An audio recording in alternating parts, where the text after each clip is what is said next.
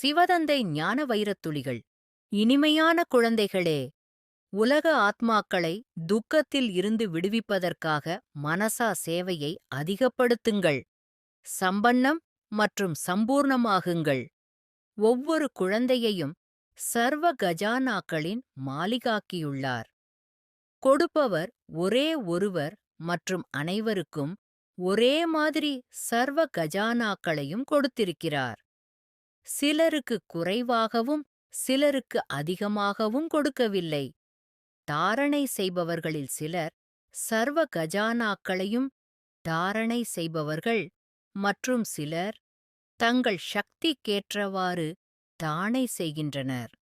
சிலர் நம்பர் 1, சிலர் நம்பர்வார். கஜானா வினால் நிரம்பிய ஆத்மா முகத்தின் மூலம் கண்களின் மூலம் நிரம்பியவராகக் காணப்படுகிறார். திரிகாலதரிசி ஸ்திதியில் நிலைத்திருப்பவர்களாகிய நீங்கள் அறிவீர்கள். என்ன நடந்து கொண்டுள்ளதோ அது அனைத்தும் நல்லது. எது நடக்க இருக்கிறதோ அது இன்னும் நல்லது. ஏன்? சர்வசக்திவான் பாபாவின் துணைவர்கள் நீங்கள் அவரது துணையில் இருப்பவர்கள். யார் மனசிம்மாசனதாரியாக இருக்கிறார்களோ அவர்களின் சங்கல்பம் மட்டுமென்ன, கனவிலும் கூட துக்கத்தின் அலை கொஞ்சம் கூட படிய முடியாது. ஏன்? சர்வ கஜானாக்களாலும் நிரம்பியவர்கள். எது நிரம்பியுள்ளதோ அது தழும்புவதில்லை. சேவை எதுவாகவும் இருக்கலாம். மனசா, வாய்மொழி, கர்மனா மூன்றிலும் 100% மார்க் உள்ளது. சேவை செய்யும்போது அல்லது சேவை செய்த பிறகு சுயம் தனது மனதில் தனக்குத்தான் திருப்தியாக இருக்கிறீர்கள். அதோடு யாருக்கு சேவை செய்தீர்களோ, யார் சேவையில் துணையாகிறார்களோ, சேவை செய்பவரை பார்க்கிறார்களோ, கேட்கிறார்களோ, அவர்களும் திருப்தியாக இருக்கிறார்கள் என்றால் சேமிப்பாகிவிட்டது. யதார்த்த சேவைக்கான விதி இதற்கு முன்பும் சொல்லியிருக்கிறோம். 3 விஷயங்கள். 1. நிமித்தப்பாவ், 2வது நிர்மான் என்றால் பணிவு பாவனை, 3வது நிர்மல் என்றால் மாசற்ற சுபாவம். நிர்மல் வார்த்தை. பாவ் பாவனை மற்றும் சுபாவம்.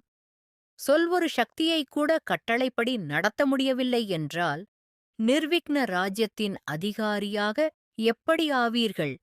சேவையில் சேவாதாரியின் அனைத்திலும் நல்ல அடையாளம். தானும் சதா லேசாக, லைட்டாக மற்றும் மலர்ந்த முகத்துடன் காணப்படுவார்கள். யாருடைய சம்பந்தம் தொடர்பில் வந்தாலும் அவரது மனதிலிருந்து உங்களுக்காக ஆசிர்வாதங்கள் வெளிப்பட வேண்டும். தன்னை ஜீவன் முக்தி சொரூபமாக்குவது மற்றும் ஆத்மாக்கள் அனைவருக்கும் முக்தியின் ஆஸ்தி கிடைக்கச் செய்வது, இதுதான் ஸ்தாபனை செய்யும் ஆத்மாக்களின் சிரேஷ்ட கர்மம். அதிந்திரிய சுகத்தின் மகிழ்ச்சியின் ஊஞ்சலில் ஆடுங்கள். அழியாத பிராப்திகளின் ஊஞ்சலின் மகிழ்ச்சியில் ஆடுங்கள். டிராமாவில் பாருங்கள். நல்லது. சிவதந்தை தந்த வரதான நினைவின் பிராப்தி. Manifestation of this day. Om Shanti. ஆத்மா, நான் இப்போது பரமாத்மாவின் வெளிச்சத்தால் முழுமையாக நிரம்பியுள்ளேன். நான் ஒரு ஒளிப்புள்ளியாக பரந்தாமத்தில் நுழைகின்றேன். சிவபாபாவுடன் உரையாடுகிறேன், சந்திக்கிறேன். பாசமிகு சந்திப்புகளால் ஆத்மாவின் சந்தோஷம் பெருகுகிறது. பரிசுத்தமே எனது நிலையான அடித்தளம். சஞ்சலமற்றது, தூய்மையானது, தெய்வீகமானது. பரம நான் யார் என்ற ஞானத்தில் நிலைத்திருக்கிறேன். இது எனக்குள்ளுள்ள சுய பவித்திரத்தை ஊக்குவிக்கிறது. நான் ஒரு சகஜ யோகியான ஆத்மா. எனது இயற்கையான நிலையாக இருக்கிறது. பரம நிம்மதியையும் சந்தோஷத்தையும் தருகிறது.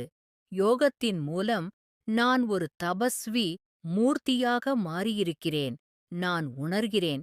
ஞானத்தில் ஆழமாக தியானிக்கும்போது என் ஆன்மீக சக்திகள் தானாகவே விழுகின்றன. ஆசிகள் எனக்கு உந்து சக்தியாக உள்ளன. அதன் மூலமாக நான் சக்திகளை பெறுகிறேன். நிமித்த உணர்வின் வெற்றியில் நான் ஒவ்வொரு அடியையும் பாபாவின் அடியில் வைக்கிறேன். பரமபிதா சிவபாபா எனக்கு வழங்கிய ஆனந்தத்தின் தரிசனமாய் நான் என் வாழ்க்கையை வாழ்கிறேன். எல்லா கர்மங்களிலும், எல்லா உறவுகளிலும், எல்லா தருணங்களிலும் பாபாவுடன் தொடர்பிலிருக்கும் சூட்சுமத் திறனை பயன்படுத்துகிறேன். நான் சிந்தனை உருவாக்கும் முன் பாபாவிடம் விசாரிக்கிறேன், பின்னர் செயல்படுகிறேன். இந்த யுக்தி எனக்கு தவறுகளை தவிர்க்க உதவுகிறது. இப்போது என் வார்த்தைகள் யுக்தி யுக்தமானவை, சேவையளிக்கக் கூடியவை. நான் தந்தையின் நினைவில் ஆத்மாக்களின் ஆழத்தை உணர்கிறேன்.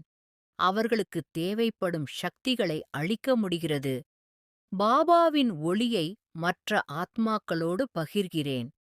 ஒவ்வொரு பார்வையிலும் அந்த ஒளி பரவுகிறது. என் கண்கள் தரிசனமாக மாறுகின்றன.